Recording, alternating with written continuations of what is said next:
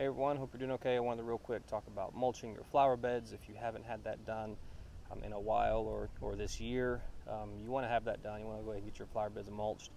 A lot of people are under the impression that either spring or fall is the time to mulch your flower beds, and that's just not true.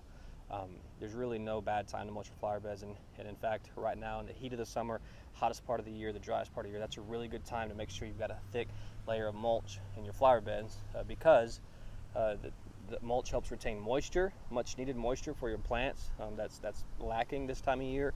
It also helps insulate the ground, insulate the roots of your plant, so that it's cooler. It's not putting stress on them that you don't want in your plants during the heat of the summer. So just a reminder for you, get that done if you haven't in a while.